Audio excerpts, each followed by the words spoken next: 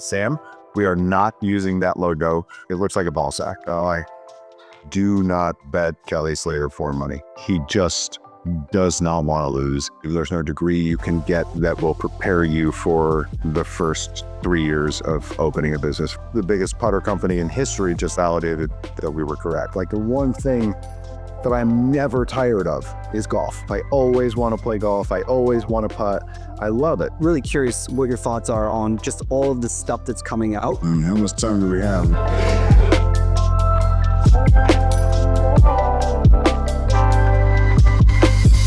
This is another episode of Between Two Bags, and today we're taking the show on the road at L.A.B Golf with Sam Hahn, and we're going to talk about golf and some other things between two bags. Nice to meet you. Pleasure to meet you. Thanks for doing this with me. Oh, it's fun. I like doing this stuff. Why in the world are you doing this with me today, by the way?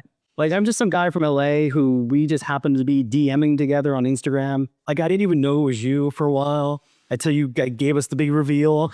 But I was like, I'm DMing Sam right now.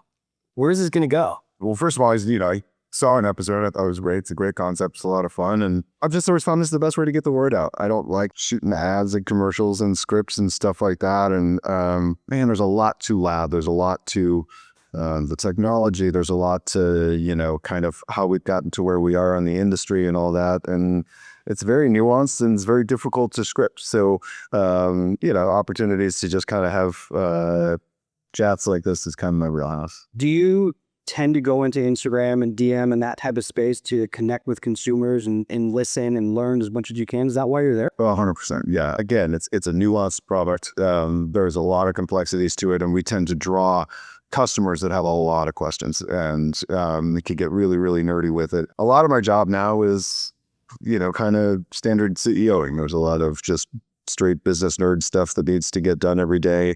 And it's not why I'm here. It's not why I do what I do. And without the connection to golfers and to their putting woes or successes, I get pretty dark. And so it's essential for my passion for all this and for my just general well-being to stay connected with everybody. And then it's also just good for business. I mean, as I look at the industry, I think as a consumer, I think a lot of what's missing is like a lot of these companies just listening to their customers. And so, it's real-time market research. Everything that's going on with L.A.B, I'm finding out about in real time and to the extent possible, responding to in real time. It's one of my favorite parts of the job that, much to the chagrin of some of the other folks I work with, I still insist on managing myself. I just think it's really interesting how engaged you are in the business. And I think another thing that I'm actually really excited about being here today is just how accessible you are to do things like this with people like me. And I'd share with you that, 3.5 years ago, I started playing golf. And I started playing golf because I was the president and chief revenue officer of a seafood company. And I thought I was probably going to have a heart attack or a stroke. Like, that was real. And I share with you as well, like, I've got 2 kids in college, and one's in Spain right now, one's down the road to Corvallis. And I wanted to be around for them. Yeah. And I knew that mentally, like, it just wasn't good for me to be flying every week to Chicago, by the way. And I started kind of checking myself on, am I being a good husband? Am I being a good father? And I'll share with you, man, like, I come from a divorced family. My parents broke up when I was 2. And so I always said when I had my own family, I would do whatever it took to protect that thing. Sure. And so I started playing golf because it was really good for me, both physically and mentally. And I hung up my baseball spikes to go all in on golf. The other thing I want to share with you too is that, I create content under Bogey 2-Putt on Instagram and TikTok and YouTube and everything else. And I specifically chose Bogey 2-Putt when I first started playing because I figured if I could bogey and 2-putt, I'd probably enjoy playing this game. That was kind of I've made it, or I can be a real golfer if I can make bogeys and 2-putt miss the holes. And then what happens is when I par things, I'm beyond excited. And then when I birdie one, which I played yesterday, by the way, 18th hole, I walked 18. I'm a sweaty, dirty mess in LA at Chester, Washington. I was exhausted. I chipped in from 40 yards out. Nice. For the 18th hole. And the guys were like, you'll be back next week. And I said, oh, yeah. So it's the little things that I'm just kind of netting off as wins. And so I just want you to know that, like, the bogey 2-putt thing, like, putting is a big part of my game. And it's the most difficult part of my game. And so before we head too much more down into the golf rabbit hole, I'd love to generally get to know folks. Yeah. I would love to learn more about you. Like, where are you from? Where'd you grow up? How'd you get introduced to this thing called golf? Yeah. So I always liked golf. My dad taught me how to play when I was pretty young. Golf is like crack for ADHD folks. And so it always kind of had that hook in me where like when I was playing. I don't know why, but I guess it never really occurred to me that I could be any good.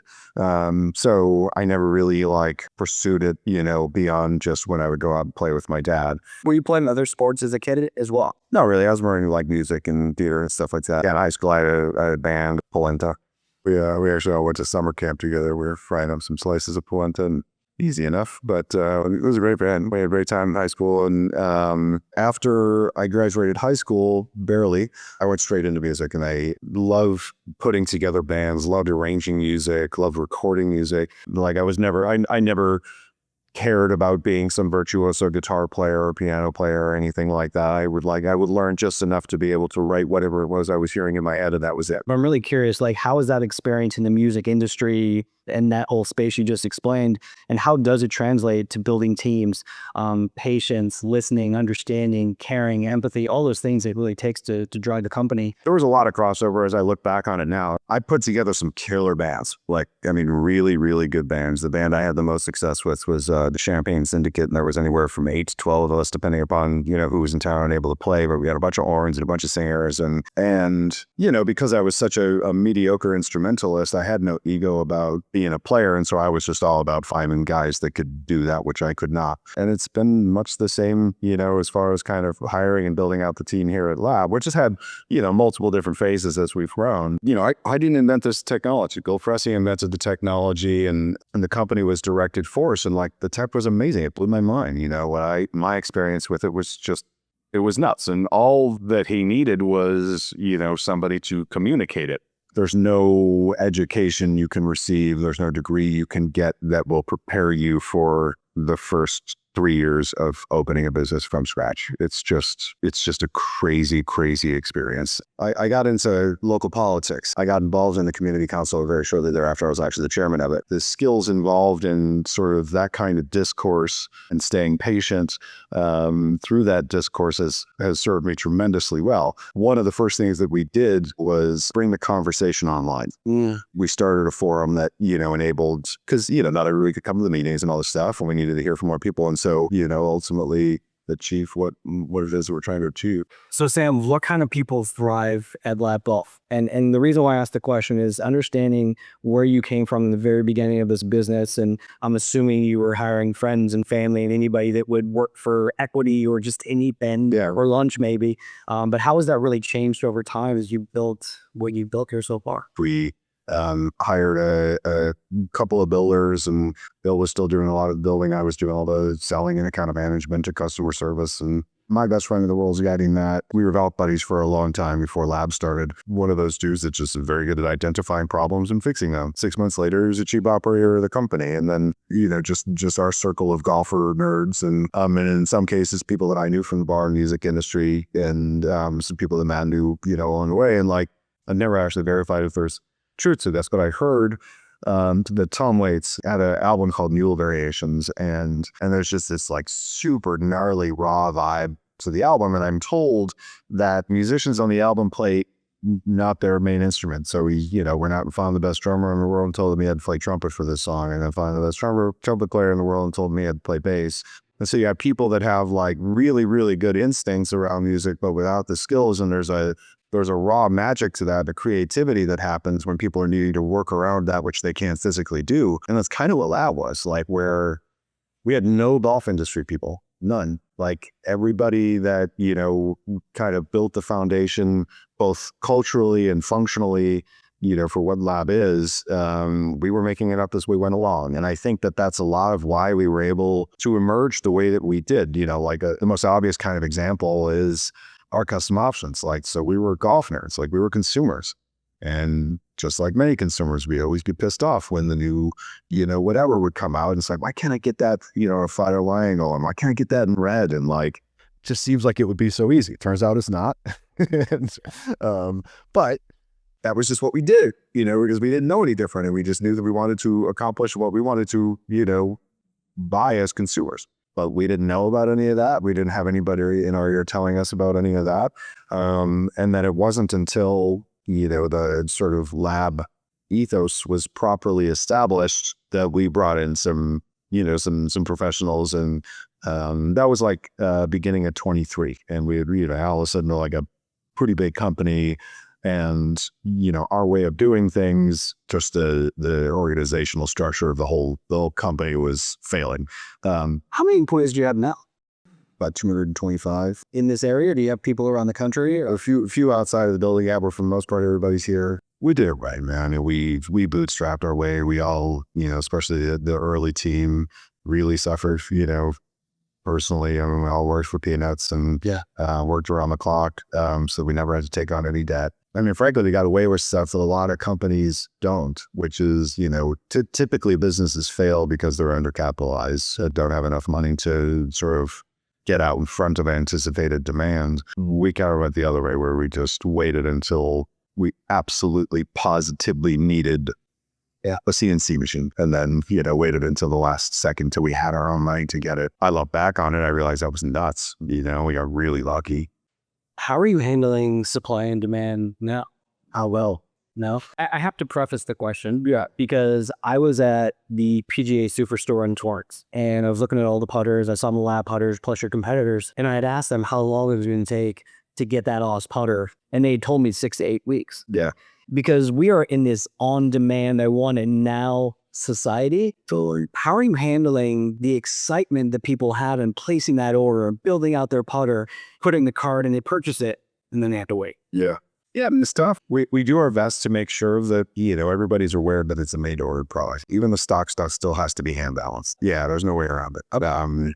You can get really close to lying the balance in a mass production way, but it's just not good enough for us. So it's got to be perfect. Generally, we start, budgeting and planning for the upcoming year in October, and every year I'm like, guys, I think it's going to be nuts. Like, from what I gather, and this is because, what we talked about before, like, I'm plugged in to the world's bike, around loud, reading all the blogs constantly or whatever. And we do our best to make these, aggressive, projections at the volumes we were doing in 23 and 24. Like, oh no, shit hit the fan, and we're, 6 weeks out. It only takes, 2 or 3 weeks to write that shit.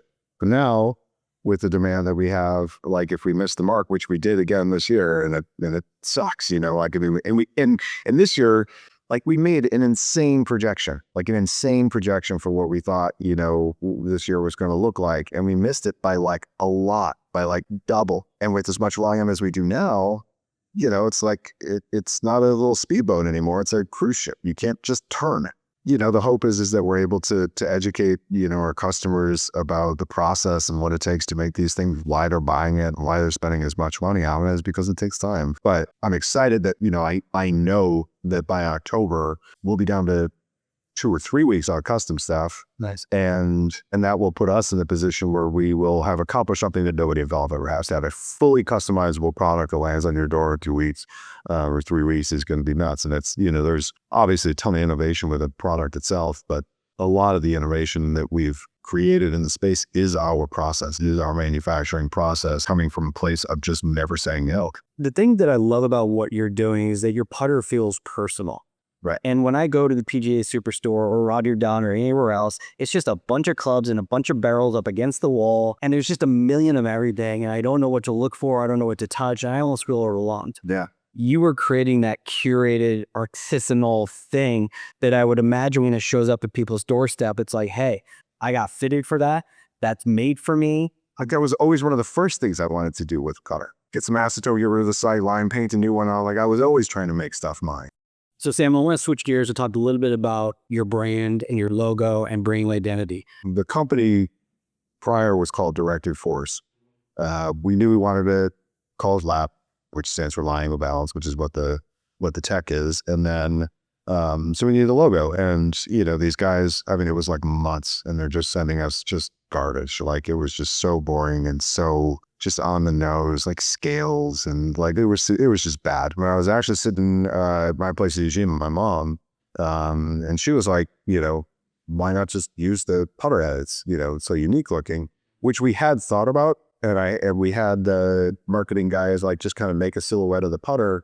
It didn't quite look great, on its own. And then I just started doing, just kind of versions of it and whatever, and then came up with close to what the logo is now. So I was born on Valentine's Day, so I got a thing for the hearts, and I always appreciated that the back putter kind of looked like a heart. And I'm like, sweet, and Bill and I are high-fiving, and we're all stoked on it. The next day, Bill calls me up, and he's like, dude, stop the presses. Like, we can't use this logo. And I'm like, what's up? And he's like, it looks like a ball sack. And I'm like, he's like, I'm telling you, dude, I showed it to my friends. I'm out golfing right now. All of them said it looks like a ball sack. And I'm like, okay, well, we're not going to stop printing a logo because your golf buddies, are being idiots and think it looks like a ball sack. He's like, Sam, we are not using that logo. I'm like, all right, I'll tell you what. You pick 6 friends who have no context here. I will pick 6 friends. We're going to text them the pictures. And I had a little plan here. We had recently connected with Kelly Slater, the surfer, and Bill was like a huge Kelly Slater fan. So I text Kelly, and I'm like, which one of these do you like? And the second one was the ball sack one. And he was like, honestly, I think number 2 looks the best, but I gotta say, man, it looks a little bit like, I don't know, a ball sack. And so I texted Bill and said, "All right, you win." And we carved out the notch, and that's been the logo. I like that it has history. I like that it has meaning. It's not just some random concocted whatever. It wears well.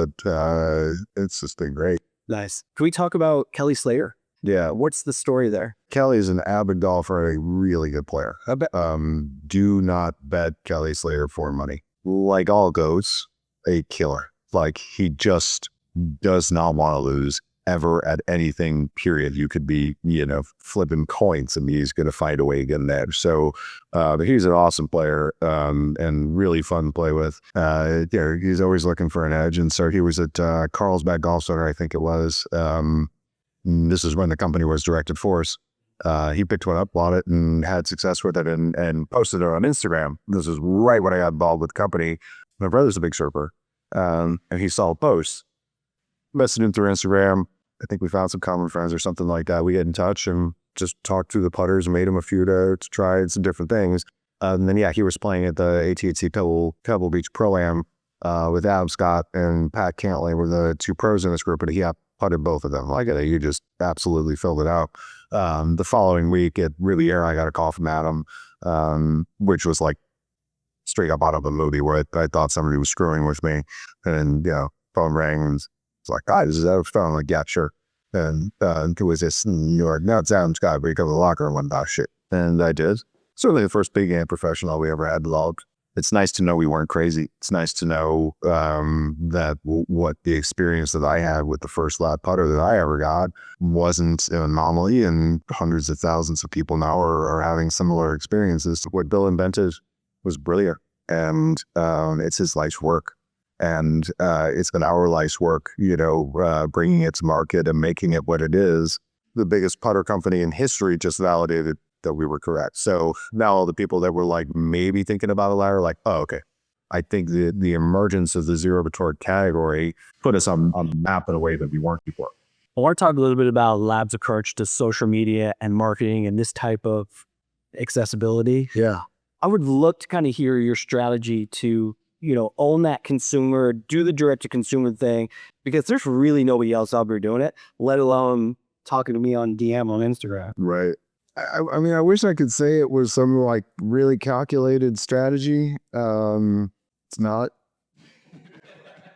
As cheesy as it sounds, I am a people person about half the time. And the other half of the time, I'm an anxious wreck sitting in the corner. But when I'm feeling social, I'm feeling social. And I love talking about putting. I mean, I truly love it. That is my favorite thing to do. I enjoy a lot of the business stuff. I enjoy putting together teams. I enjoy a lot of the other aspects of the game. But like the one thing that I'm never tired of is golf. I am never, ever, ever tired of golf. I always want to play golf. I always want to putt.